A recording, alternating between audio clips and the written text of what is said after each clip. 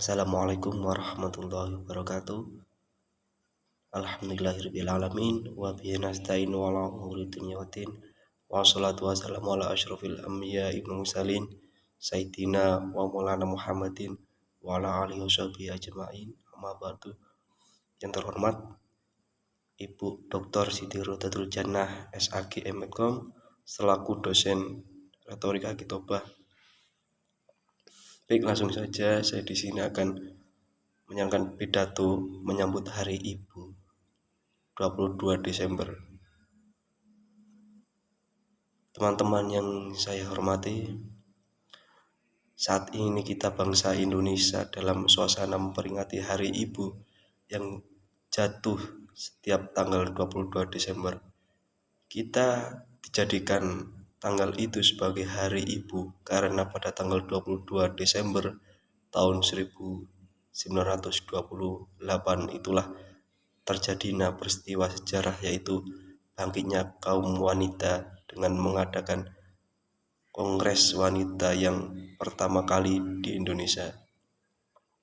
Sungguh hal itu merupakan kesadaran kebangsaan bagi wanita Indonesia, sehingga patutlah jika pada tanggal 22 Desember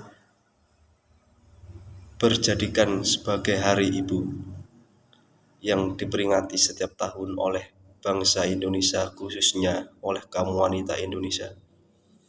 Teman-temanku yang berbahagia, sehubungan dengan itu, dalam pidato kali ini kami bukan mengungkapkan kembali secara panjang lebar sejarah Hari Ibu, melainkan hikmah dalam rumah tangga, sehingga sebagaimana kita ketahui betapa pentingnya kedudukan seorang ibu di dalam rumah tangga. Beliau inilah yang teramat berat menanggung beban, terutama di dalam kaitannya dengan memelihara anak. Sejak semula ibulah yang telah mengandung anak dengan berat yang susah payah selama 9 bulan. Kemudian waktu itu melahirkan, nyawa dipertaruhkan. Setelah anak lahir,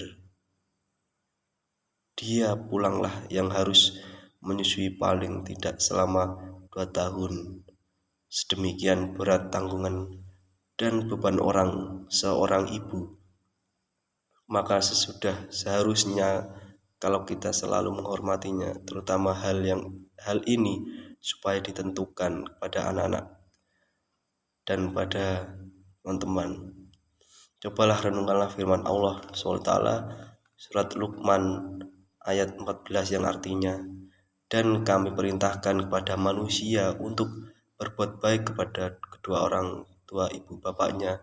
Ibu telah mengandungnya selama dalam keadaan lemah yang bertambah-tambah dan menyapihnya dalam 2 tahun. Bersyukurlah kepadaku dan kepada kedua orang ibu bapak, hanyalah kepada kaulah tempat kembalimu.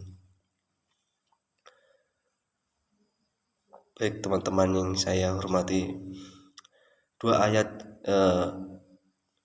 yang sebagian jelas menerangkan betapa beratnya tugas seorang ibu, melainkan ia pasti mengandung, menyusui, dan mengasuh anak.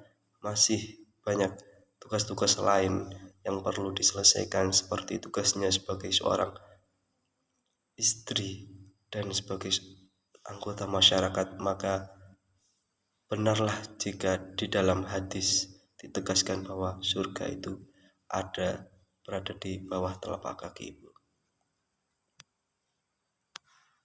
Teman-teman yang saya hormati, konon diceritakan pada zaman Rasulullah SAW ada salah seorang sahabat beliau bernama Al-Qamah.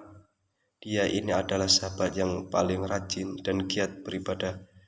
Sehari pun dia tak pernah meninggalkan sholat berjamaah bersama Rasulullah SAW. Dia tergolong salah seorang sahabat yang rajin menjalankan sholat malam. ahli berpuasa, suka mengeluarkan sedekah dan berbagai amal kebijakan lainnya. Akan tetapi satu hal yang dilupakan, yaitu kurang begitu baik dengan ibunya sendiri karena terpengaruh oleh hasutan istrinya. Begitulah akhirnya pada suatu hari sahabat Alqamah jatuh sakit hingga menjelang ajal. Tak disangka ternyata Alqamah di saat-saat itu sudah akan merangkutnya, sama sekali tidak bisa mengucapkan kalimat thayyibah yang ditaklikan oleh sahabat Rasulullah SAW, yakni Bilal, Suhaib, dan Ammar. Demikianlah sehingga ketika Rasulullah SAW mengetahui hal itu, sahabat Alqamah ini beliau memintakan maaf kepada ibunya. Baru setelah ibunya memberi maaf kepada Alqamah, lisannya lancar mengucapkan dan kalimat thayyibah. Teman-teman yang berbahagia, marilah dalam kesempatan ini, di saat-saat kita berada di dalam suasana memperingati Hari Ibu, kita terutama kepada ibu, kita akan untuk menghormati kedua orang tua. Kepada ibunya kita hormati para ibu itu agar lebih berperan di dalam membina kehidupan di dalam rumah tangga dan membangun negara sebagaimana tercermin di dalam kebangkitan pertama kali sewaktu menghadapi kaum penjajah. Sekian pidato saya pada hari ini, semoga bermanfaat. Saya akhiri wabillahi taufiq wal hidayah. Wassalamualaikum warahmatullahi wabarakatuh.